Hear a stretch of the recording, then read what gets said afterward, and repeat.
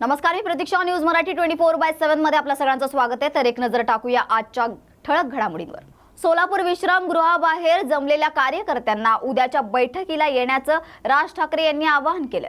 राज ठाकरे हे सोलापुरात आल्यानंतर सोलापूर शासकीय विश्रामगृहाबाहेर कार्यकर्त्यांनी गर्दी देखील केली।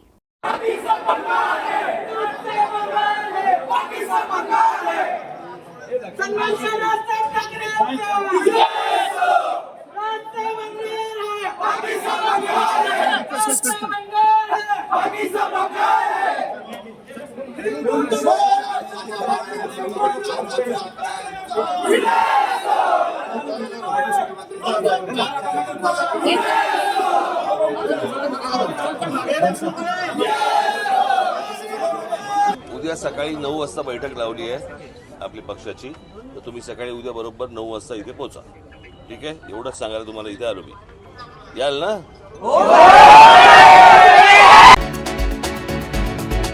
5 वाजता खडकवासला धरणातून 45,000 क्युसेक विसर्ग सोडल्याने एकतानगरमध्ये पुन्हा पाणी भरल्याचं पाहायला मिळालं। पुण्यात मुसळधार पाऊस सुरू झाल्याने पुण्यातील एकतानगर परिसरात पाणी वाढण्यास सुरुवात झाली आहे। खडकवासला धरणातून पाण्याचा विसर्ग केल्यामुळे एकतानगर परिसरात पूरस्थिती निर्माण झाली आहे। तसेच येथून नागरिकांचे स्थलांतर करण्यास सुरुवात झाली आहे। सायंकाळ 5 वाजता खडकवासला धरणातून 45,000 क्युसेक पाण्याचा विसर्ग करण्यात आलाय। या पार्श्वभूमीवर एकतानगर मधील सखल परिसरात पाणी साचतं, तेथे पाणी साचण्यास सुरुवात झाली आहे। पुण्यातील एकतानगर भागात भारतीय लष्कर तैनात करण्यात आलाय।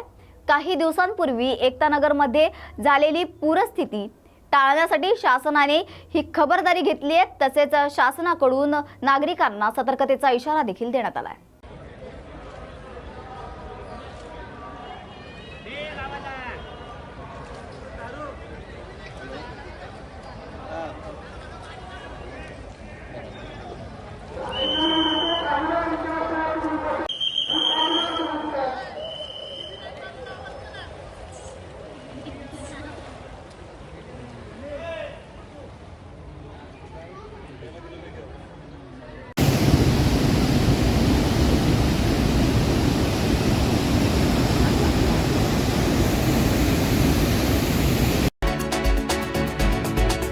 पहिल्या श्रावणी सोमवार निमित्त आमदार नितेश राणे आणि त्यांची आई नीलम राणे यांनी कुणकेश्वर मंदिरात पूजा केली। आजपासून श्रावण महिन्याला सुरुवात झाली असून श्रावणातील आज पहिला सोमवार आहे। या निमित्त कुणकेश्वर मंदिर येथे आमदार नितेश राणे आणि त्यांची आई नीलम राणे यांनी पूजा केली।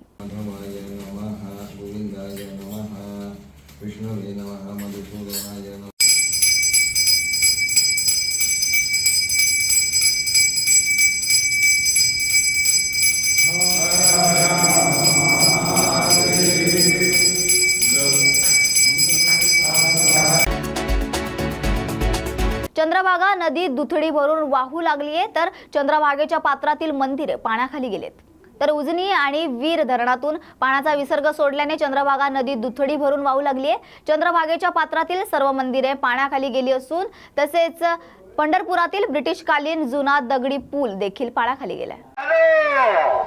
खबरदार खबरदार खबरदार नागरिकांनो, विशेषतः नदीकाठी राहणाऱ्या सर्व नागरिकांना पंढरपूर नगर परिषद सतर्कतेचा आदेश देत आहे। आपल्या भीमा नदीच्या पात्रामध्ये वीर धरणातून पाण्याचा येणारा विसर्ग वाढत असल्यामुळे नदीकाठी राहणाऱ्या सर्व नागरिकांना वाढलेल्या पाण्याचा सामना करावा लागेल। आपल्या भीमा नदीची पातळी वाढत आहे। आपण सर्वांनी सतर्क राहावं व नगरपालिकेने दिलेल्या सूचनांचा अंमल करावा। धन्यवाद। तर या होत्या आजच्या महत्त्वाच्या घडामोडी। अशाच महत्त्वाच्या घडामोडींसाठी पाहत रहा न्यूज मराठी 24/7। सगळे सोयरे आड नेत्यांकडून भ्रम पसरवण्याचा प्रयत्न करत आहे असा आरोप अनिल बोंडे यांनी केलाय। तर मनोज जरांगे पाटील सगळे सोयरे आरक्षणाची मागणी करत आहेत। खरोखरच ही मागणी रास्त आहे का हे कुणीही सांगत नाही। शरद पवार, उद्धव ठाकरे, नाना पटोले ही नेते मंडळी यावर एक शब्द बोलत नाही। सगळे सोयरे आड नेत्यांकडून भ्रम पसरवण्याचा प्रयत्न केला जातोय असा हल्ला भाजपच्या अधिवेशनात खासदार अनिल बोंडे यांनी महाविकास आघाडीच्या नेत्यांवर चढवला। यवतमाळ येथील संदीप मंगलम येथे आयोजित अधिवेशनात खासदार अनिल बोंडे बोलत होते. दिलं पाहिजे. सगळ्याला होऊ शकते. समजा मी कुणबी समाजाचा आहे, माझा भाऊ जर असेल तर त्याला भेटूनच, बहिणीला भेटल. पण माझ्या बायकोच्या भावाला कसं भेटवणं? तो जर दुसऱ्या जातीचा असला, तो जर दुसऱ्या समाजाचा असला तर त्याला कसं भेटल? सोयऱ्याला भेटू शकते का? घटनेप्रमाणे भेटू शकत नाही. भारतरत्न बाबासाहेब आंबेडकरच्या घटनेप्रमाणे भेटू शकत नाही.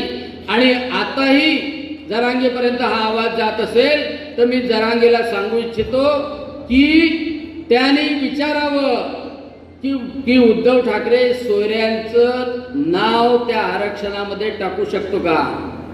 त्यांनी सांगावं की शरद पवारांनी सांगावं, लिहून द्यावं की सगळे आणि सोयरे सगळे आरक्षणात घेता येतात म्हणून. नाना पटोलेनं सांगावं. म्हणजे हे करणार काहीच नाही पण दुसऱ्याला भडकवून देत.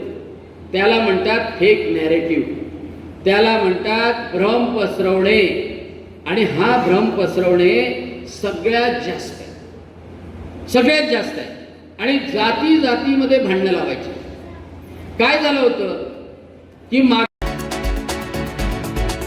कांस्य पदक मिळवणाऱ्या स्वप्नील कुसाळे यांच्या घरी जाऊन उद्योगमंत्री उदय सामंत यांनी भेट घेतली आहे. ऑलिम्पिकमध्ये 50 मीटर रायफल स्पर्धेत कांस्य पदक जिंकून महाराष्ट्राच्या शिरपेचात मानाचा तुरा रोवणाऱ्या कोल्हापूर सुपुत्र स्वप्नील कुसाळे यांच्या घरी जाऊन उद्योगमंत्री उदय सामंत यांनी भेट घेतली आहे. उदय सामंत यांनी या यशाबद्दल कुसाळे कुटुंबियांचे मनापासून अभिनंदन केले आणि पुढील वाटचालीसाठी शुभेच्छा देखील दिल्या.